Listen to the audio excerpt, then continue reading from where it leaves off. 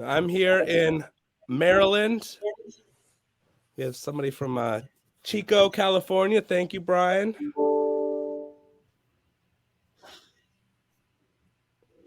Chico State, good college town.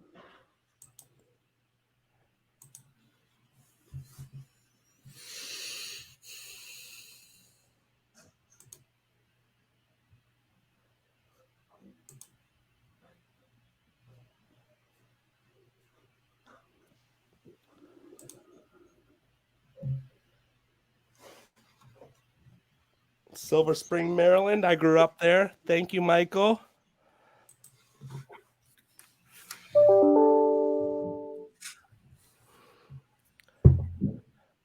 All right, well, let's go ahead and get started. Thank you, everyone, for joining us for the Supply Chain Reaction sponsored by Metro West. We really appreciate their support. We have some great presenters for you. Greg, I'll hand it over to you and let you start off with the introductions. Well, thank you so much, Jim. Really appreciate it. Welcome, everyone, to the fifth in a series of Metro West Appraisal Buzz webinars.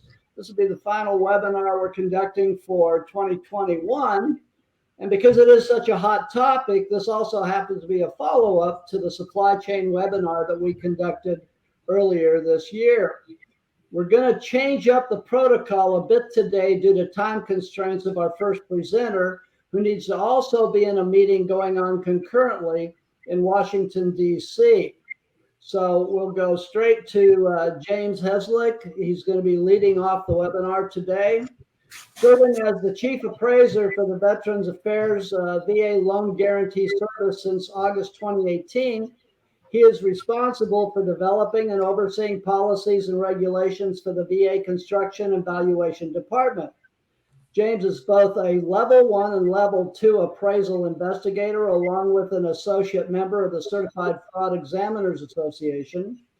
He was appointed by the governor of Arizona to serve on the state board of appraisers in Arizona for 2 terms. And over the 6 years appointed to the board, he served as vice chairman of the board, chairman of application and personnel committees.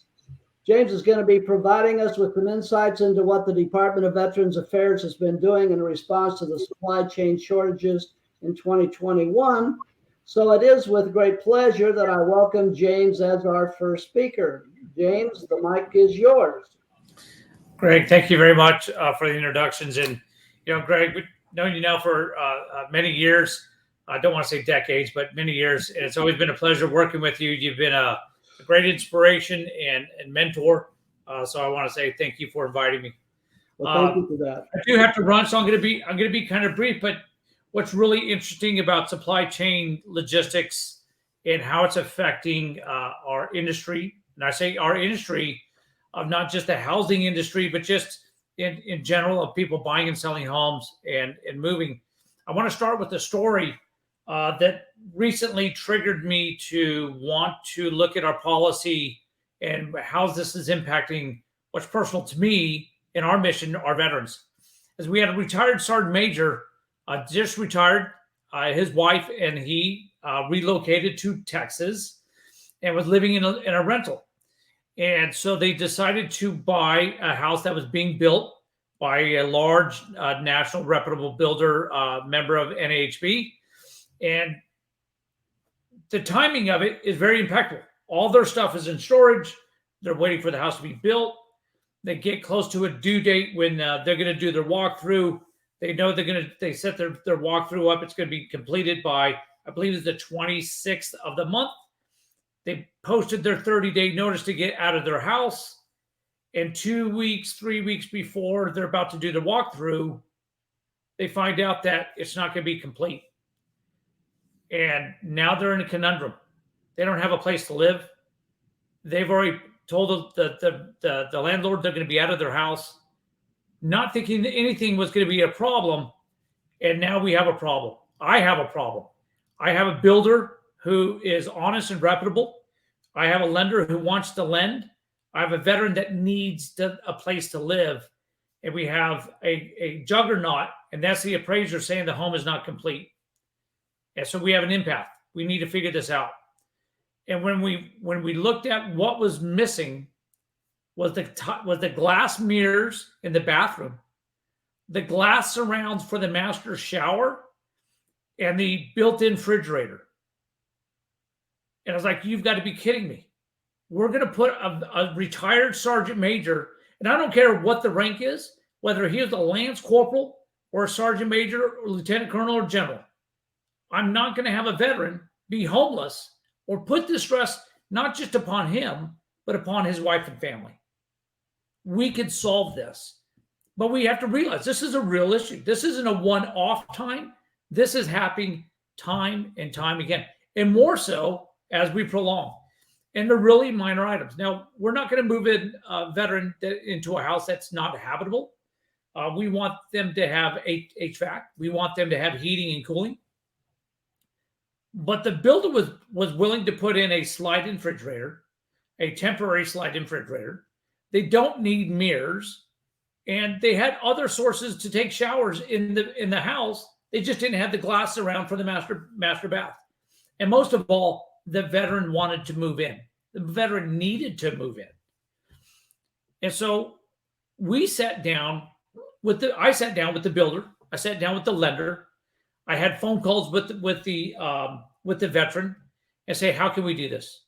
And the bottom line is, it's easy to overcome if we understand none of us have a job, if we understand we're in the customer service business. We don't have an industry unless buyers and sellers are willing to exchange homes. And so we had to realize we had to talk this out. It is possible. It was possible. We got the veteran into the home, but it made me realize we need to identify what is habitability. What can the buyers, lenders, and builders agree to? And we need to work this out. So VA is looking at policy at Supply Chain Logistics Circular on when the items are minor in impact, minor in cost, and if the veteran desires to take occupancy of the home has to be habitable, safe, sound, and sanitary to allow this transaction to take place. But as appraisers, we sometimes take it too literally on what a house is complete and what makes this house habitable. And I'm asking my panel to rethink of what our level of customer service is when they're buying a new house and they need to occupy it. There's just some minor things that may not be complete. That's not the appraiser's concern of a mirror or what needs to transplace. You just need to document and explain what you see, what you know. Let the rest of the industry take action on how to complete this transaction. And I started off this story because I know it's not just for veterans. I know this is happening at an exponential rate. I think that in the customer service industry, we as appraisers, we should not be the juggernaut. There's a way to resolve things, and we need to be understanding because someone needs a place to live. And I think that most of us, and I assume most of us, live in homes or some kind of place that we own. But when we move, as we all have moved, we understand the stress, the pressures that we put on our family. We're packing up, we're moving. We got to get cable scheduled. Let's not forget about that. Cable scheduled. I know everybody schedules cable the day they're moving in. So all these are events leading up to, and unfortunately, in new home construction, I'm sure Jessica's going to point out that new home construction, a lot of these items are last minute items that they find out that are not available. And that becomes the crux of the position, is that the last 2-3 weeks becomes so critical, so vital in the buying and selling of homes, especially in the new home environment, that we need to really understand and address. Does it happen in the refinance industry? It sure does. We have a veteran who's refinancing their home, doesn't have a garage door, it's in the mid of construction, was putting it in. Home Depot just can't get the garage door in. It keeps getting delayed. So while part of his house is under construction, that is holding issues up. So I only ask our industry to be part of the solution and not part of the problem. And at VA, we are looking at some policy. We are trying to craft some language where we could get it across to get all parties involved on what is habitable, what is safe and sound, what is the right expectation to allow someone to move into an occupied house versus these are minor. A mirror on the wall, glass and mirror seems to be a common trend that we're seeing so far. I think it's going to get worse. And at VA, we're understanding it. We do want our appraisal industry to take notice and try to be part of the solution, be customer service oriented, and not part of the problem. And Greg, with that, I I apologize for being so brief, not having slide points, but that is the message that at VA we really want to get out to our industry. This is a tough subject because this is a subject that's evolving in front of us right now, and I think that appraisers are in a position that we can be part of the solution and not part of the problem. Well, thank you for that, James. We genuinely appreciate it. And we very much appreciate our veterans. And it's encouraging to see the initiatives that the Department of Veteran Affairs are taking in their behalf, especially when you're figuring out these workarounds that make it possible for a veteran to move into their home where otherwise they might not have. So we appreciate those insights. And I'm sure all the appraisers on this webinar today appreciate it as well. So thank you again. Thank you, Greg. Thank you, folks. Okay. Now I can tell you that I have yet to meet anyone more dedicated than James when it comes to taking care of our veterans. And this is exemplified. If you look at his signature in his email, it said, it's not about the veterans, it's all about the veterans. So our thanks again to James for taking the time out of his busy schedule to participate in our webinar today. So our next presenter is Jessica Lynch, Vice President of Housing Finance at the National Association of Home Builders. Jessica has almost 20 years of public policy and government relations experience in Washington, D.C. In her current role at the NAHB, Jessica's primary responsibility is to monitor and analyze governmental actions and policies that impact both builder and consumer financing in multifamily and single-family housing markets.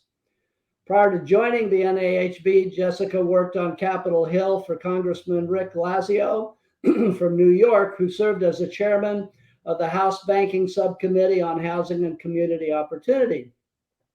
When we think of supply chain, builders definitely come to mind. With all the various components involved with the construction of residential and commercial real estate, any shortage can potentially impact the entire supply chain for getting the housing stock to market, which James just pointed out in his previous presentation. So Jessica will be presenting some amazing data for us today. I had the privilege of seeing her slides ahead of time, and I can't wait for her to share them with you. So Jessica, the mic is yours. Thank you so much. And I did actually like that anecdote from James, because I think it describes what builders are facing and home buyers are facing every day. So thank you again for joining. Thank you for inviting me to join you again today. We are now at the end of 2021, which has been another exciting year. I'll start with an economic update. And I'm sure you are all aware of many of these macro issues. The virus continues to spread, and there is uncertainty with new strains of the virus and new outbreaks. The U.S. economy grew this year. GDP grew at a forecasted rate of 5.1% in 2021, a strong reversal from the negative 3.4% experienced in 2020. NHB does expect growth to slow over the next 2 years, with a forecast of 3.9% for 2022. There is good news in the labor market. The unemployment rate is 4.2%. Our average hourly wages have increased. However, labor force participation remains weak. Inflation surged to an almost 40-year high in November, up by 6.8% year over year. Availability and cost of building materials is a challenge, mainly due to supply chain disruptions. Demand for new single-family housing is strong. Trends like telecommuting and desire for space, along with other factors, is driving growth in the suburbs. Unfortunately, housing affordability is declining. This is the NHB Wells Fargo Housing Market Opportunity Index, which measures the percentage of homes affordable to those with median income. The lack of housing supply is pervasive. Estimates of the housing deficit range from 1 million to 5 million.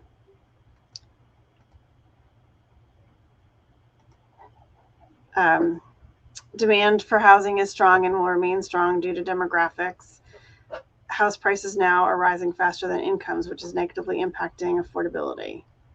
Looking ahead, NHB expects single-family starts to grow along long-term trends. Although there is widely recognized need for new supply, especially at the entry level, supply chain disruptions will put a damper on construction at least for the next year or two. The remodeling market is also strong. Remodeling growth will continue as people use their homes for more purposes. However, remodeling is hampered by the same supply chain constraints. The next slide is the NHB Wells Fargo Housing Market Index, which measures single-family builder sentiment and is released monthly. Despite supply chain disruptions and other challenges, builders' confidence is high. It actually went up to 83 in November, a signal of strong demand in a housing market that lacks much needed inventory. So let's look at the constraints. We'll go back to the 5 L's that I've been talking about the last webinar.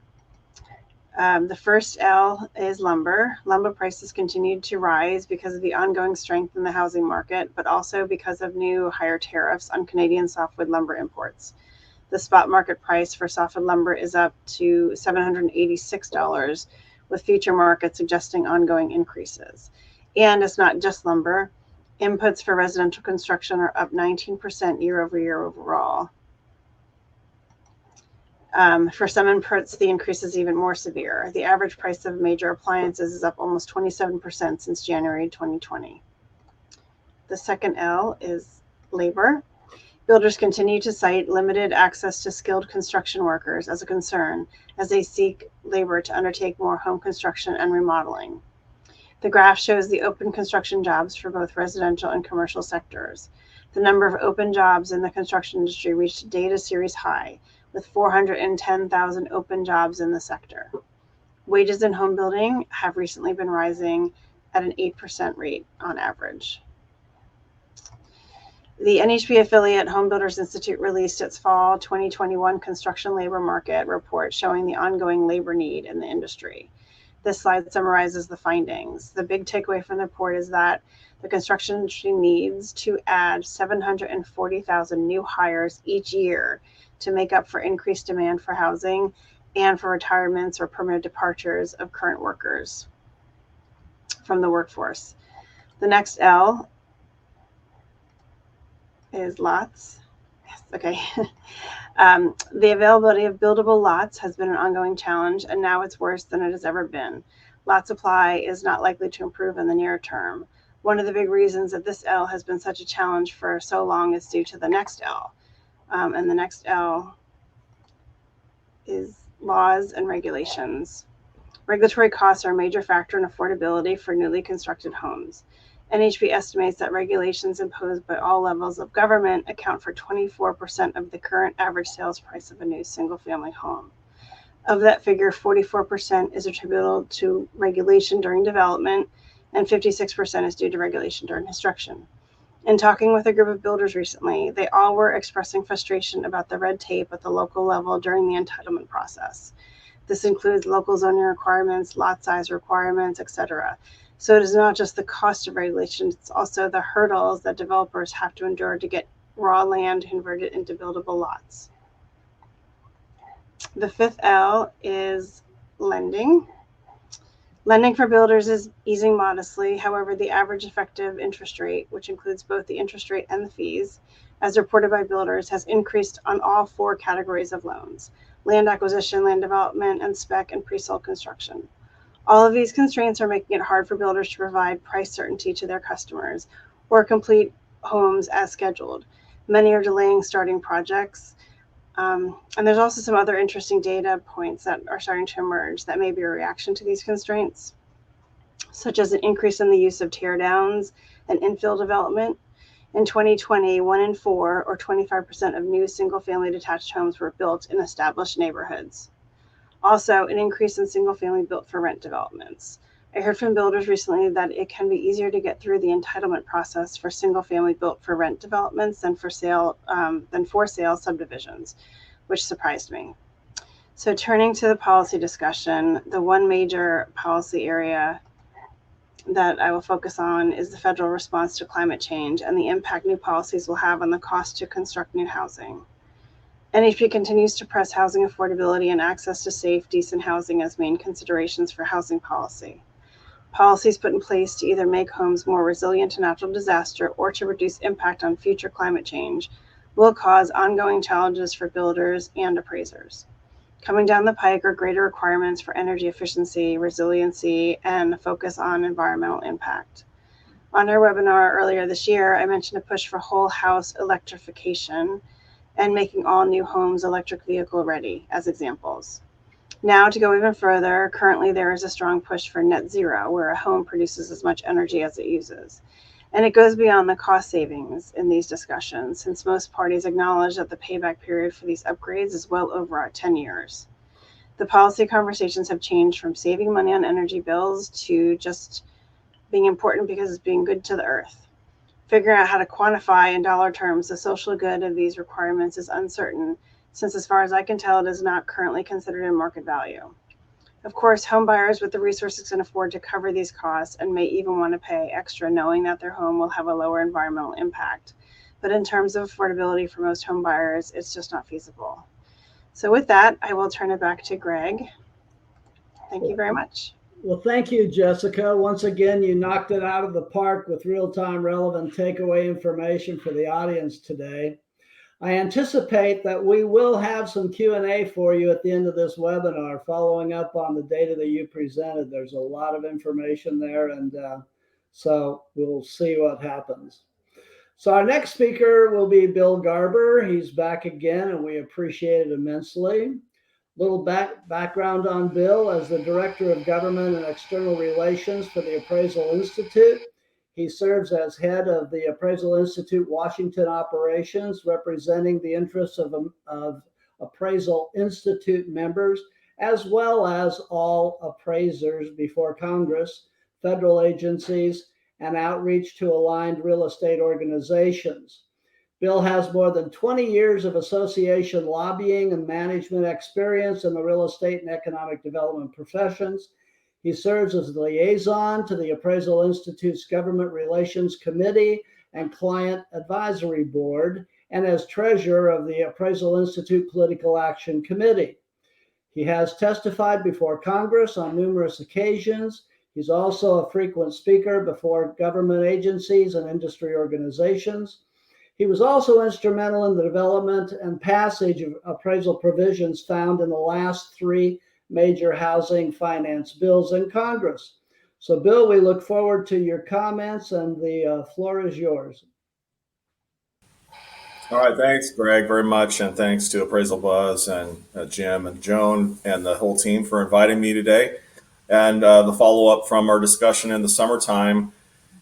This is what I used as an outline last time. I'm going to kind of start from there and just walk through a few issues that we're seeing at the Appraisal Institute in relation to appraiser-related supply topics. A little different than commodity or goods, but as a service, of course, we do look at supply and demand issues within the appraisal space.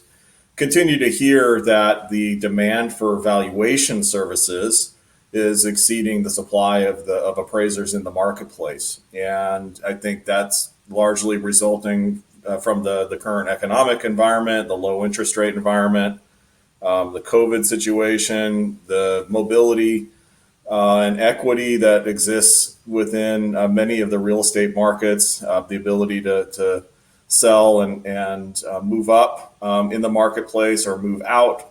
And you're seeing that in new construction demand and the like. Just as an aside for the appraisers out there, we've heard this for several years, really many years now. that a great area of specialty and opportunity for appraisers is to specialize in new construction valuation as a whole, that it's a fruitful market. There's a lot of demand for those services from bank clients who are looking to populate panels with experience in new construction. I think that holds true today and will likely continue going forward. But those issues are still very real. The demand side is, I think, largely driving this. The gap between demand and supply is largely due to those factors I mentioned, but also because the supply of appraisers has remained constant. We aren't seeing much movement in the ranks of appraisers still. That's holding fairly steady. And we still have a lot of demographic issues within the appraisal space. We have a very significant percentage of appraisers who are nearing retirement, and there's ongoing continued concerns looking forward as to the replenishment rate within the appraisal process itself, and whether it would continue to satisfy concerns or satisfy the demand that's out there for valuation services. And I've said this before, when I'm talking about valuation services, I am talking more broadly than just URAR, 1004 appraisals as well. The valuation space is much broader than that, of course. And a lot of the demands are coming from other sectors within the banking community or other service needs as a whole, whether they be for refinance and renewals, sort of lighter valuations, or what some people would term evaluations, or lower scope type analyses. Was the value of the property worth at least X amount, or like a validation type product in the marketplace? Those are very common in a very rigorous refinance market that we've been really experiencing over the last several years. I continue to see that going forward. I think as long as we remain relatively steady with rates and the economy, that those are still services that are going to be in high demand, because there are a lot of pressures being put on lenders to do checks and portfolio monitoring within their processes for safety and soundness purposes. And really just competition in the marketplace as well, that those alternative type valuations, I think, are going to be in increasing or at least significant demand than they were, let's say, a decade or two ago. That brings in some of the comments about hybrids and desktops, which are still very actively being discussed in the marketplace amongst the regulatory community. The reviews that are taking place at the agency level for the acceptance of hybrid, or let's call them bifurcated, appraisal processes with different types of inspection regimes versus the analysis and reporting. That's all continuing to be reviewed by the primary regulators. In this case, it's the Federal Housing Finance Agency, which oversees Fannie Mae and Freddie Mac. They had issued a request for information a little less than a year ago that the mortgage industry commented on. There's a lot of feedback that came in about hybrid processes, bifurcated processes. And then that's been informed really this year with the discussions about diversity, equity, and inclusion, as DE&I and the concerns about bias in process and procedure in valuation as a whole has come to the forefront, is being looked at by the agencies as part of the task force that the Biden administration has launched this year. All of that's been under review, and I think it will continue to be under review by the agencies going forward as potential outlets, outcrops, potential solutions to some of the issues that may be involved there. And I do anticipate that we'll see a continuation of that kind of test and learn process that Fannie Mae and Freddie Mac have been promoting to try to deal with some of these various issues in the marketplace, whether they be in rural areas where there's been turnaround time concerns that have been expressed by stakeholders, if they're seeing issues in real data as far as the number of appraisers in markets, and if they're gauging fee rates and turn times as well to try to identify whether there are any service issues in those marketplaces. The idea of these types of alternatives, these bifurcated or hybrid type processes, or even desktop allowances, which are now becoming increasingly common, are seen as viable test and learn situations or alternatives that can help free up some of that demand for some of the supply to satisfy some of those demand concerns in particular marketplaces. So all of that discussion continues. I continue to encourage appraisers to directly engage their end users, their clients. What kind of services do they need? What are they looking for efficiency-wise? Turn time analysis.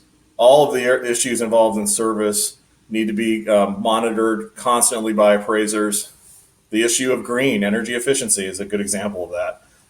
We're starting to see that all of these issues are becoming common, regular conversations in the development community. We've been talking about green valuation for frankly decades, and have robust programs on this. There is ability for this to be analyzed in the appraisal process, and there's a lot of work that's being done looking at that too. The forms redesign that is underway by Fannie Mae and Freddie Mac, the UAD redesign, is all starting to include more information on green and energy efficiency, better awareness and guidance on these topics as well. But all of that is being fed through that direct stakeholder communication that has thus far been involving groups like the Appraisal Institute and appraisers. It's being fed with feedback and information on those processes. We need to continue to do that going forward, to identify where there are stopgap issues, where there's issues of concern, try to address those as much as we can, continue to stay relevant. And really the key here is we need to be providing value to the end user community to really make sure that we're offering those services that are in demand and those that are in need within the appraisal process. The regulatory environment, it doesn't change frequently. That is under review, though, under the PAVE task force that the Biden administration has had in place. They're looking at a whole range of issues, from how lenders develop guidance for different types of issues, like valuation in historically disadvantaged communities, the analysis done by appraisers using the sales comparison approach, use of the cost approach, how standards and qualifications are established within the appraisal space as a whole. All this is under review. We do expect to see some findings, recommendations coming out from the Biden task force. I'm hearing sometime in February now that we'll see a report where they'll have probably a series of steps and recommendations that agencies can take to try to address some of those issues, deal with some of the issues we're talking about today as well, maybe indirectly, and then also make some potential recommendations to Capitol Hill on potential legislative solutions to address some of those concerns. In the end, I think we want to encourage that the regulatory environment become more equitable. We've been strongly supporting the issues and advancements on the diversity front. We have been promoting an appraiser diversity initiative over the last 2.5 years with Fannie Mae, Freddie Mac, and the National Urban League that is exposing the appraisal profession to diverse aspiring appraisers. The process of becoming an appraiser is all too difficult. It's overly complicated in some respects. We're trying to streamline that, make it more consistent. We're trying to level playing fields, reduce barriers to entry, try to address some of those issues head on to make it a more attractive proposition for everybody who's interested in becoming an appraiser. The regulatory environment needs to be a part of that discussion too. The appraisers they do get squeezed in a lot of different areas, a lot of different ways. They're paying fees all across the board, whether they be for their licenses, to maintain their licenses and certifications, and then whatever various associated registration fees are associated, or background check fees and the like. All this stuff adds up. It's real money. The cost of doing business as an appraiser has gone up tremendously to operate a business. It's not easy. It's an expensive proposition. Meanwhile, fees have stayed relatively steady in recent years. We've seen some uptick recently with some of the issues in the market today. But overall, they're not anywhere near to the point where they're attracting new entries in the profession and that new blood. And that's what's needed. That's why we need to continue to have these conversations. Moving to trainee issues, I think we've made some subtle impacts in recent months. We raised the issue of trainee allowed inspections, which the GSEs have allowed for years. A lot of lenders have established overlays that prohibit it for typically legal reasons or legal concerns about trainees in properties doing inspections. And I think that some rough data is about 40% of only about 40% of lenders allow trainee inspections today.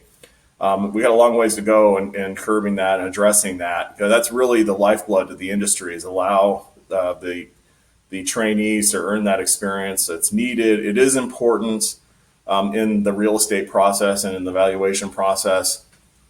It's really by so few lenders allowing that process, we're really mitigating, we're really curbing the incentives to bring on trainees within the process. And of course, there's a lot of irony in that, since we're looking at bifurcated processes that would undercut that proposition entirely, looking at entirely different workforces to do inspection regimes, when there are fully capable and ready trainees in the marketplace who could do this work today, if the end user clients would just simply allow them to do that. That continues to be a major bugaboo for us, and we need to figure out a way to solve that if we're going to truly bring in and ramp up the number of trainees in the marketplace. And of course, I've mentioned the experience requirements. I do think we are looking at some alternatives to experience, and we're encouraging the regulatory community to look at alternatives in the marketplace. I'll skip to the next slide. Through the Appraiser Diversity Initiative, I've had the opportunity to really see this issue, the conundrum firsthand, and talking with aspiring appraisers who are going through the qualifying education process. It's fairly straightforward to take classes. The coursework is not terribly onerous for trainees, except for in states where you have overlay requirements. We do have some states that have, there's at least one, maybe two examples where twice the qualifying education is required of trainees than what's required under the AQB minimum requirements for trainees. So there are some situations where states are imposing additional requirements for trainees, but by and large, the education side is pretty straightforward. And the problem is in terms of getting the experience, matching appraisers with supervisory appraisers to satisfy the experience requirements. We're supporting alternatives to experience. We go back over a decade in promoting the concept of a case studies based classroom type experience, a tested experience process similar to a simulator that you might see used by, let's say, an aircraft pilot, truck drivers or the like, that would enable experience to be earned in a structured classroom and tested situation. We've had experience doing this with our capstone program, with our own internal designation programs. We've thought for a long time that it had potential in the experience side as it related to the qualifications requirements. Appraisal Foundation's Appraiser Qualifications Board has been looking at this for several years. About a year ago, they approved what they call practical applications in real estate appraisal. It's that simulator allowance for experience requirements We've been looking at this acceptance over the last several months, and we have launched an initiative to develop a PREA program to the appraisal community for licensed and certified residential. I think we're really excited about it. It's high hopes for the program that it'll help enable the experience for licensed and certified appraisers. Really another pathway into the profession, and really offer an opportunity for people to just seamlessly capture some of those experience requirements. The program is in place. It is being supported by the Appraisal Institute's board of directors. We did apply for a grant from the Appraisal Foundation's Pathway for Success program, which has been accepted. And so we are launching forward with a technology provider right now. And really, the structure of this program is to illustrate the full body of knowledge in a simulated environment, in a structured online technology-based environment that will include 2D, 3D type scenarios of situations that you would encounter in the field as an appraiser, but in a classroom environment that can ultimately be tested and mentored by practitioners in the marketplace. I think this is the future for conveying information, education, and testing experience, regardless of whether we're talking about valuation or some other proposition. I think whole industries are starting to adopt this type of technology for the sharing of information and education, and we're now fully integrating into that process as well. I don't have any hard data on this. It's very qualitative, but we are starting to see signs for more demand of our qualifying education, which would indicate that there are new entries interested in becoming appraisers. We've had significantly higher demand for QE education at the Appraisal Institute this year. We've experienced a lot of class sellouts, lots of wait lists for appraisers, which is difficult to work through, but it's for good reasons that there's strong demand. And I think we'll start to see some of that bear out in some of the data that comes out from groups like the Appraisal Foundation, first-time test takers and the like, which we'll start to see data for 2021 here shortly. So I'm very hopeful that we'll start to see an uptick in ranks. It's been very steady and fairly stagnant over the last decade in the appraisal side, and I do anticipate, I would not be surprised to see a slight uptick in some of the data next year.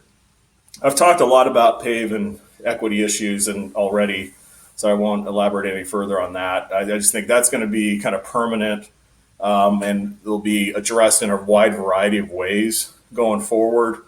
A lot of different agency actions. There's going to be a lot of focus on education relating to curbing bias in the process, promoting equitability in the process, promoting diversity.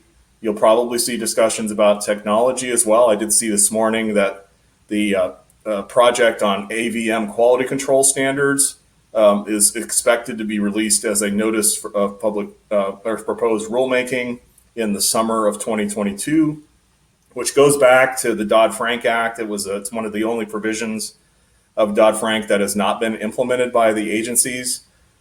And it's been discussed for many years. It's been a point of discussion as part of the equity and the PAVE task forces as well. So I do anticipate there'll be some further commentary from the bank regulators on the acceptance of AVMs through quality control standards in 2022. I think all of that's going to roll up and be at least indirectly related to the equity discussions, along with a whole host of other issues relating to fair housing, equity, diversity within the real estate space. So those are some thoughts, Greg. Jessica, always good to see you. Enjoyed your presentation. I'd be happy to answer any questions as we go forward. Well, Bill, thanks again. Personally, I think we are so fortunate having someone who is in Washington, D.C. on Capitol Hill, providing us with objective insights into what is going on behind the scenes inside of the Beltway. And I'm also very glad that you mentioned the Appraisal Institute involvement with the PREA program. I'm very optimistic about the potential for success once that actually reaches the market. I see some great potential there. Well, now that we've heard from the Department of Veterans Affairs, the National Association of Home Builders, a legislative update from the Appraisal Institute, I thought I would share some data published within the past couple of days relating to the overall markets and what is being forecast as we enter into 2022, realizing that most of us on this webinar have appraisal-related professions. So just this morning, the American Enterprise Institute published an update entitled Housing Finance Insights on the New Normal. It reported that relatively low mortgage rates, along with supply constraints, a strong wealth effect from monetary stimulus, and work from home flexibilities are fueling historically high home price appreciation. HPA in the mid-teens is projected to continue for the month of January 22. Without more inventory or a mortgage rate increase of 4% or more, the HPA is expected to remain at double digits well into early 2022. For week 50, which is December 4 through December 10, purchase and cash out refi rate lock volume remains strong. Year-over-year HPA in the mid-teens is projected to continue into January 2022, with the full year 2022 expected to average 12% plus. So we're continuing to see at least through 2022 that increase. So what does that mean for the appraisers in the audience? It means continued upward pressure on home prices and the need to be recognizing the price increases in appraisals of both purchase and refinance transactions. And then on December 10th, Housing Wire also included some data gathered by Altos Research, leading them to the following conclusions. Demand will continue to be strong in 2022 based on an analysis of days on market data, which we appraisers look at that very closely. They reported a current DOM at 49 days. The significance of that is huge because if you look at the historic trend for December in normalized markets between 2017 and 2019, typical December DOM was at 85 to 100 days. Another indicator is what are called immediate sales. Properties receiving offers almost immediately after being listed, which is reported to currently be in the 25% range, with no indicators reflecting any increase as we enter 2022. If rates do increase and impact the markets, this would be a good indicator to monitor because it will typically be the first that we will see any movement in, where the offers are not coming in the same day or the same week. So that could be a good barometer to watch for. Another indicator is the number of homes on the market that are taking price reductions. According to the Housing Wire article, in a normal market, we tend to see about 30% to 35% of sellers initially overprice their homes and eventually reduce the price to attract buyers. However, right now, the price reductions are at 27%, an indication that sellers are aware of the strong market and the possibility of a sale without having to reduce the price. Another indicator is the low inventory, which we have been and will continue to experience into 2022 with record low levels of available inventory, even less than we had in 2021. So in summary, the supply chain issues will continue to plague us into 2022. In spite of that, housing markets will remain strong. Appraisers and all other stakeholders within will remain busy through what appears to be the entire year. Again, barring unforeseen outside influences or an interest rate above 4%. So we have a little time left. We're going to go ahead and open it up now for Q&A. If we run out of time and we have questions remaining, as always, we will post those to the Appraisal Buzz website. So Jim, if you want to open it up, see if we have any questions for the presenters. We don't have any questions yet.